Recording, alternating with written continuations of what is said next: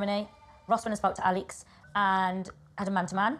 So Ross got back, Alex sent a text saying, I'm going to speak to Sasha as soon as, even though he still hasn't, and I'm only doing it out of respect for you. Put back like, oh, thanks so much, bro, love art. Not really seeing the slyness in that text, because Ross is the best in everyone, so I was trying to explain to him. So then Ross responds with, oh, I can't be friends with anyone. And then Grab just doesn't say a word to me, Shan. Are you talking? Grabs his 2 suitcases, starts putting all his trainers in. And he went, you see this? Throws it up the wall. What's going on? Talk to me, he's doing this. Sorry, what? So he can't lip read me, so he's going, what? And this all started. I'm sorry, but this whole thing about him looking up in the air so he couldn't lip read her, that is a wild move, bro. Like, are you crazy? Imagine they're having an argument and she is looking the other direction. Like just imagine they had an argument, right? And she's saying this and that, but each time she insulted him, she covered her mouth. Do you see what I'm saying? So therefore he couldn't lip read her. Just imagine that was reversed. Like, the way she would be slated for that would be crazy. So the fact that he thinks he can do that is absolutely disgusting. What? Because you said to me, I can't be friends with anyone. Saying to you, Ross, for the split second you was looking at me, Ross, if you want to leave, that is okay. Oh, no, wedding ring thrown across the... So that was doing that. Currently, I am not comfortable with you being in this apartment. Never see how hurt I was and have the empathy to really understand my point of view. And you made your decision. So what do you want to go from there? Like, not very comfortable. No. Don't know. Sorry, but no chance of working out. I'm going to struggle to recover from this. It's fucked up my head and made me wonder if I can see a future with someone like that. I mean, listen, it's going to be a question, isn't it? Subjective question, whether or not we believe Sasha is being over the top or not. But, listen, I know some people had their views based on how, you know, last night went, or the night before, shall I say, in terms of the fact that Alex, when he spoke up, some people were for him, and some people like myself were against him, you know, and some people were for Sasha speaking, and some of them were against her. Some were for her speaking, some people was against for her speaking up. For me, I was more in the neutral position, but here's the thing. The situation happened, and the way I look at it is this. If Ross did not agree with the way Sasha handled things, he still should have stood up for his woman and then had a private conversation with her after and said to her, listen, I stood up for you because, of course, you're my girl. I'm always going to have your back. But now I'm going to let you know, next time I would prefer if you did not do that. Okay? That's what being a man is all about. Taking leadership. Okay? Protecting your woman, but also letting her know when she's wrong in private. But either way, though, the fact that this man picked up his bags, threw his trainers in, got his wedding ring and threw it, and then also on top of that, when she's obviously ranting and raving here, he's not even really that apologetic about it. I do feel like she's warranted to have the reaction that she has had. It's not like she's insulting him or she's saying anything mean to him. She's just letting him know that she doesn't appreciate it, but the fact that her man wasn't there to step up. And also, let's not forget though, people have to remember Sasha's background, her upbringing. Her dad, you know, we saw her dad and mum. Her mum is a roidhead, but you can tell her mum obviously, you know, is somebody that's been competing in the bodybuilding world, you know, obviously, as you can see, because when we saw her, she was masculine as hell. And her dad had the energy of somebody who's obviously been in the gym, a trainer, whatnot, and somebody that won't take no shit for anybody. If anybody says anything about his woman or his daughter, the dad is going to be causing a ruckus. Whether his daughter or his wife is in the wrong, he is still going to be standing on business. Do you see what I'm saying? So you got to look at the role model, the male role model that she's had in her life. So therefore, she's going to expect Ross to come in and defend her. But again, the situation that happened, it wasn't even a case of whether she was right or wrong to speak up. You know, it was a matter of where she just had to step in and say, listen, Alex, don't be talking to my girl like that. If you've got an issue, what she's got to say, you tell me, and then I'll deal with it. However I see fit. But you're not going to do it for me. You see what I'm saying? He's allowing Alex to dictate how to talk to his wife. Not his girl, his wife. Nah, man, listen. I could care less whether people disagree with Sasha's reactions or whatnot. Ross was not a man. And like I said before, he spent time with her father. Yes, I'm ranting now. He spent time with her father. He got a vibe of her father. Okay, any real man will recognize that a girl that is a daddy's girl, she's looking for a guy who's going to protect her the same way her dad had protected her. Point blank, period. Man didn't step up. Oh, I can't be friends with nobody. Sorry, I didn't realize your friendship with Alex mattered more than your relationship with your wife. A guy that you met, what, 3 weeks ago on a freaking experiment? You know what I mean? And like he's your best friends. Bro, you met him on a show, but you didn't come on the show to make friends. You came on the show to meet a wife. Where are your priorities at, bro? Straight away in the goop. It took me back to like classroom vibes. When I was young at school, like not cool enough, not funny enough. So like how you would look at me and be like, oh, this is not the same person that woke up. You know what though? I gotta apologize just so you know. He's obviously reacting to something that she has said. And I put in what she said after this. So the time looks a bit off key. Just so you know, I'm gonna play it again from the beginning of him, Luke speaking. But then when Amy speaks, that was the original beginning of what Luke is actually responding to. Okay, I do apologize. Excellent vibes. When I was young at school, like not cool enough, not funny enough. So like how you would look at me and be like, oh, this is not the same person that woke up next to me in bed. I'm sorry about that, because I understand how that would make you feel. Yeah, you sort of put on a little bit of the show. Feel like when you are doing that sometimes in front of people, it's making a little bit of distance between us two. So yeah, that was okay. So now you know the timeline between the two. Okay, listen, it's good that she's able to pick up on the fact that he's not necessarily always been 100% authentic. That sometimes he is trying to put on a show, which of course it's never a good look, is it? But let's continue with this next bit. This bit here, oh my goodness gracious me, cringe.com. Aware of my boundaries. Shall I wait it a bit? He's very open. I mean, I love that for him, but it's just not my vibe. You can Replace the word cheer. Oh my days. in hot and sweaty, feeling uncomfortable. I think Luke's getting hot and sweaty in here a different way. So this is my beef with Luke. My beef with Luke here is that the guy is so fixated on himself. On like, so how can I put it? Like he prioritizes his smoothness. He prioritizes the way he looks.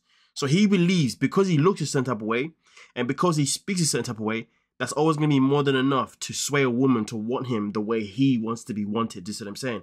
Rather than actually studying the woman he's with, understanding whether or not if some of the things he's doing are comfortable or are making her uncomfortable. And that's why he's unable to recognize when he's doing too much. And he's unable to recognize when his woman is obviously not relaxed. And that is one of his biggest flaws, or one of the biggest flaws he has in him, right? So he needs to do better in terms of focusing less on himself and focusing more on what his woman actually likes. If he really wants to win her over, he wants her to be that wife. He needs to tap into whatever her love language is, whatever makes her feel comfortable, whatever makes her feel good. Of course, being who he is more than enough. No, being who he is obviously enough for her. But of course, if he really needs her to fall in love with him, then he's gonna need to tap into who she is. Right now, she only likes you. You can borderline say she even just puts up with you. Look at it this way: when they were away, Amy was more focused on being there for Hannah more than she was there for being for a relationship. You know what I'm saying? That's telling a lot. So therefore, he should look at that and be like, you know what? I need to tap into her more than me tapping into myself. I hope that makes sense. Having a conversation, and I feel like you're very robotic. The thing is, I do have ADHD, yeah, and I do have communication difficulties, but I don't want to ever lean on it or blame it, you know? They're not my life. Yeah, this is all preparing us to get stronger and go from strength to strength. And I don't like it when sometimes you compare me to other guys. Sometimes you've mentioned it like, oh, it would be nice if like you were like that or you were this way, and you know, because like I'm not them. when I compare is when they're like another couple was doing romantic gestures. I am romantic, but I think in certain areas I could have probably been more romantic, maybe a bit more spontaneous.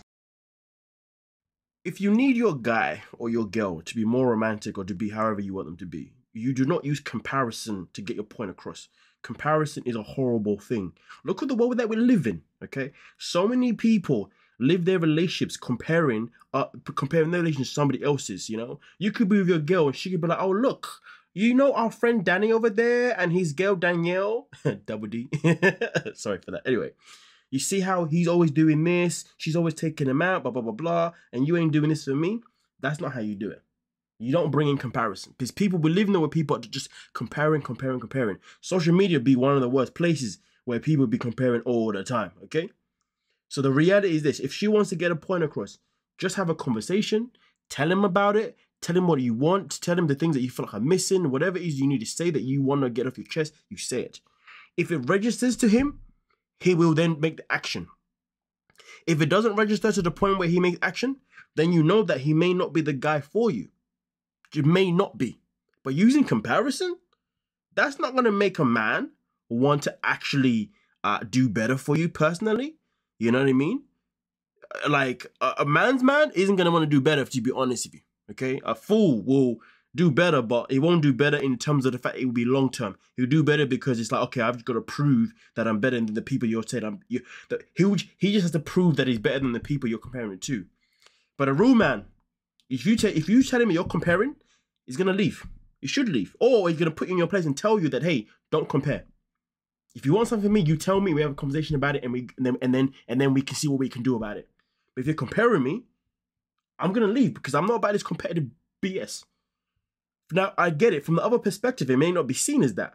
But I'm telling you what it really is. Yeah. One, you're not very romantic. I don't... Do you not think? No. But I don't... You need more romance. Yeah. I'd like you to buy me flowers. Like, I'd like you to do, like, more... That I've never done before, so it is something that I do need to work on. Yeah. You are opinionated. This is something that I've never had before. I've never had someone be so... Yeah. Strict. Yeah, no, I know. Like, sometimes I could feel sorry for people that get in the way of you because you are so opinionated. Yeah. So everyone. Oh, so it's not new to you, No, really. no, Everyone knows you're opinionated. Yeah. You know, if you feel sorry for people getting away sometimes, depending on those people, maybe you should help her control that. Maybe sometimes you should step in when you feel like your girl is about to go too far, or she's about to speak up in a situation that has nothing to do with her. Maybe you should build like a mechanism between you two where in those situations, you pull away. You pull away, whether that's a secret code or a secret word or whatever. You help her in that situation, and you put her, because clearly it's a thing that she's always had.